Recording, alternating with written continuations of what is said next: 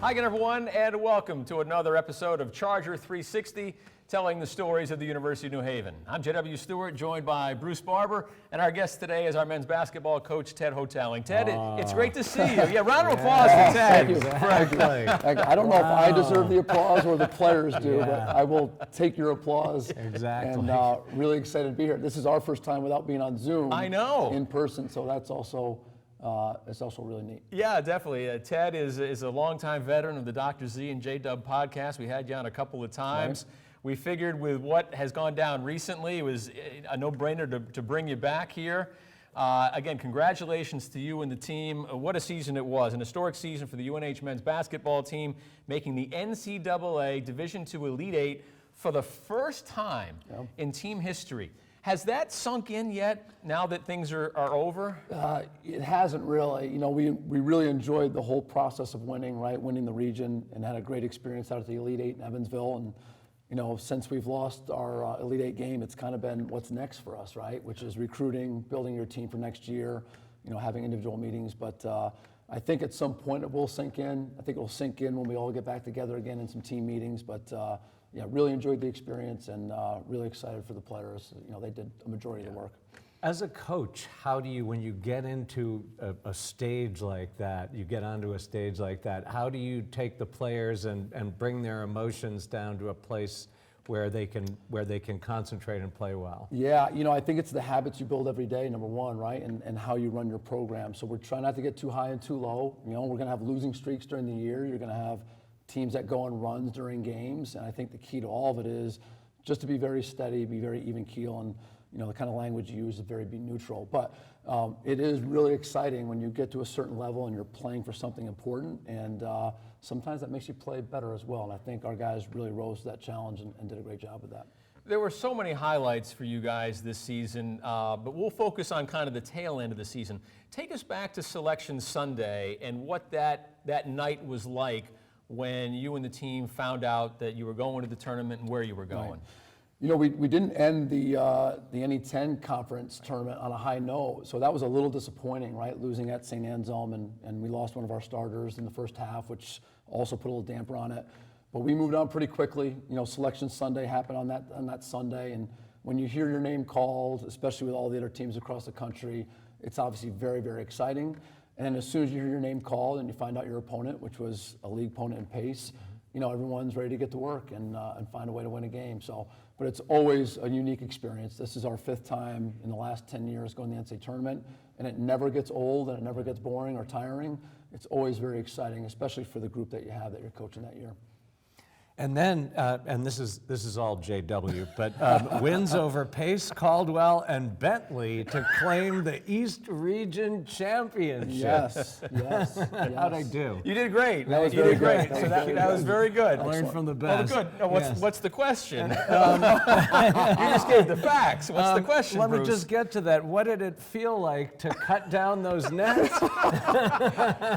It was very special. It was very special. So, you know, we were stuck in a snowstorm in Manchester, New Hampshire. So it was a very unique experience in the fact that there weren't a lot of people at the games. So we won our first round game against Pace, who's a league opponent, and then Caldwell upset the #1 seed in St. Anselm, who we've always had good games against. So that was a new opponent for us and a good game, good matchup for us, and won that one convincingly. And then leading up to the game against Bentley, we were expecting, I think, 19 inches of snow. So we were still trying to determine if we were going to play the game on Tuesday or Wednesday. When the NCAA decided to play on Tuesday, we had a little trouble getting to shoot around that day. So a little bit trouble with the bus and the snow, and then a little trouble getting to the game, going up a hill. But it was a very unique experience playing in the game. There was not a lot of people in the gym. Obviously, the snow kept people away. But the feeling of winning kind of made that all go away. And you know, the joy in our kids' faces, you know, the happiness that they showed with winning it was really pretty special. It's they've worked for it all year. That was a really unique experience, and you know, cutting down the nets was fun. So getting those scissors down, getting up that ladder, you see it on TV, and being able to have that experience with our program was really pretty special. Yeah, great moment to win, great moment to cut down the nets. Right. You mentioned it's kind of weird with the snowstorm and not many people there. I think St. A's was also on spring break too. So these are memories you'll always take with you. I think one of the great memories too will be the celebration in the locker room. That's when things really got going. Right. I want to, yeah, let's take a look at these pictures here, Ted. Not my most flattering picture, but pretty exciting moment. So tell us, if a picture's worth 1,000 words, Ted, what words are you using to Well, I describe know who this? the culprit is now, so it's Josh Hobson. So I didn't know who exactly threw the bucket of water, but now we have evidence of who it was. I'm just glad that Apple now makes the iPhone so they can Yeah. get wet. That's absolutely that's, true. A lot of my clothes got wet, but yeah, we cut down the nets. We were kind of gravitating towards the locker room. I was talking to a few people outside the locker room, and some of the older guys were like, "Coach, come on in, come in the locker room." I did not expect to be doused with a huge bucket, and you can see the water on the floor. It's not football, right? It's Right. not. It's not outside. Yeah. But yeah, best shower I've ever had. Yeah. So it was really fun. Obviously, guys were really excited. Sure. You can see Jason Adepaye, and again, the joy on people's face is pretty neat. And winning is special, and winning championships is special. And yeah, really, really excited to be a part of it. It's why we do what we do, Yes. right? It's all about our students. Yes. And speak some more to just from your standpoint, how special it is to be a student athlete, this success aside, Right. just what that experience is like and particularly what it's like here at the University of New Yeah, Haven. first of all, we receive a ton of support on campus, not just in the athletic department. We have friends across campus. Our players have made a ton of connections across campus with faculty, staff, just everyone. So that's really neat. So they have a really great experience, not just with athletics, but just at the university in general. And then I just think the support we receive, the travel that we do, getting to play in a really good conference, this is pretty special. And when you win, it even makes it more meaningful. But yeah, this is a unique experience for every young man that gets to play college sports. And I'm just happy to be a part of it. When you get older, you realize life's about other people, right? And again, we're trying to help them succeed on many different levels, athletics being one of them. But the support we receive, not just from athletics, but across campus, I think really, really helps our guys' experience. These pictures were on the front page of the UNH website, newhaven.edu. Did you get a lot of phone calls or texts from people saying, "Hey, you've made the kind of the front page of the university. You are the university right now"? Well, I saw it myself because my screens when I open up the internet, it's always goes to the university. So I saw it. I was like, "Oh boy, that's an interesting picture." It's really exciting that our name can travel, right? University of New Haven gets more exposure, and people say this all the time. Athletics is the front porch of the university, right? And we have good young men that go out and represent the university well. I think we do that as a coaching staff, not just with basketball, but all of our programs. But yeah, to see that on the front page of the website was pretty neat, and glad we can represent the university and get our name to travel a little bit further maybe than just regionally. Well, that's what we're here to do. We're here Right. to act as the platform. So what do you say to a player when you're trying to convince them to come here to the University of New Haven? Yeah, number one, I think you're trying to sell the university, right, and all the great programs that we have. I've seen some of your episodes. I'm certain that there's men who are interested in criminal justice, interested in the sport management program, right, in the engineering program. But the second thing is the great sense of community that I think we have at the university. And I think we have a smaller campus, but I really think you get more than just an athletic experience when you come here. And obviously, I think we get to play at the national level. So I think that's the one unique thing about playing at the Division II level, particularly Northeast 10, is that you're just not playing regionally. You have a chance to play for national championships, which we experienced this year. And I think that's a great experience for any young man, especially when they want to achieve at a high level in both academics and athletics. Great job by our production crew getting those photos up in the back, though. And as great of a feeling as that was for a couple of days, then unfortunately the season comes to an end. The loss to West Liberty, 95-58 in the Elite Eight. This is one of the top teams in the country, score 100 points a game. Right. So the mood in the locker room after that game is a lot different than the mood after you go to the Elite Eight. What was the mood like, and what was your message to the team when the season came to an end?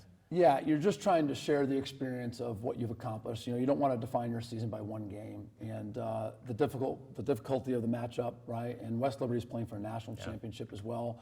But really, I think our guys have really good perspective. We've accomplished a lot this year. I think that we were looking at all the accomplishments, and again, not defining it by one game. But the one thing is that you really there's a little sadness there because you're going to lose Quayshawn Lane to graduation, and Major Majak, right, and Ty Perry and Kendall McMillan and Andre Francis, and Vic Alawiye. So that's really the mood is. You're really thanking those young men for all the effort they put in to help your program succeed. And then you're looking at the young guys to say, hey, if you want to get back here again, there's a lot of hard work to be done over the next few months to try and get back here. So that's the challenge. But our guys have good perspective. I thought they handled it really well. You know, I love watching Quayshawn Lane with the media. You know, he got interviewed a ton in the press conferences afterwards, and you know, just what a great ambassador for our university. But yeah, it was a good locker room, to be honest with you. The loss was very, very challenging and difficult, but the perspective that our guys had was really pretty neat.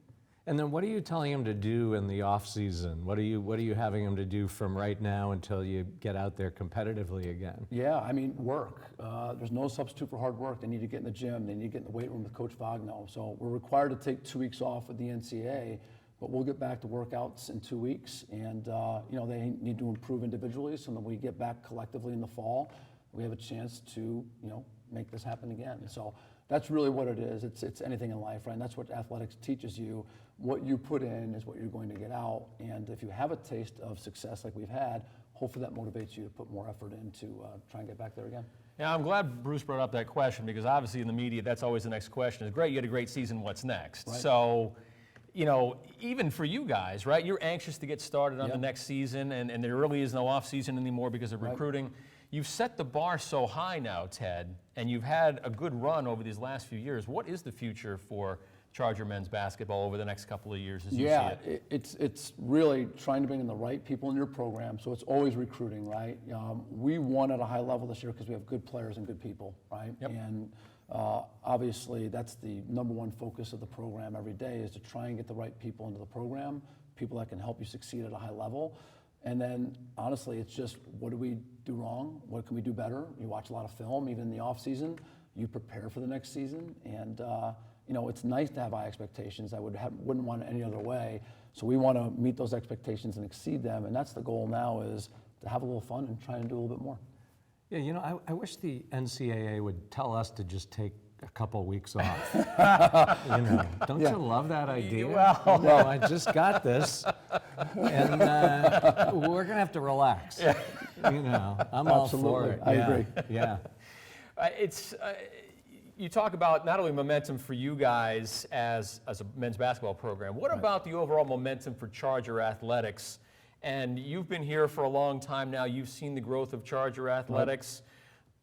As you take a look into the future over the next couple of years with some of the construction that's going on, some of the cool things going on North Campus, you look into your crystal ball, what is the future and the momentum with regard to our athletic department? Yeah, I don't know if you can predict the future, but what you can say is there's a lot of momentum with the athletic department, right? And you know, Dr. Z has had a lot to do with that, right? He's been very supportive of the coaches and the student athletes.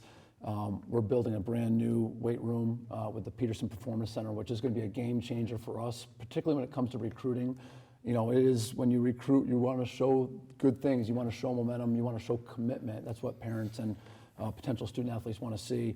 You know, the Charger gym is going to get renovated due to the generosity of Jeffrey Hazel, right? So there's a lot of great things happening. There's a lot of programs that are succeeding, not just men's basketball, and there's a lot of good things happening on North Campus. And I think it's catching up with what all the great things that are happening on main campus. So yeah, we're really excited about the future, really excited about the kids that we're going to bring into the program, and excited to take the next step with the basketball program. But I think we're all benefiting from that due to a lot of the hard work behind the scenes by our administration. You know, J-Dub, do you know where the weight room is? The weight room in the Peterson Performance Center or the weight room in the Charger Gymnasium? I was just going to point it out. Do you know which way it is? Is this, yeah. Have you been working out? Well played, well played. I don't like to brag. Yeah. We got about a minute left here, Ted. If someone had told you at the beginning of the season, this is how the season would have gone, you would have made the Elite Eight for the first time in school history, what would you have said?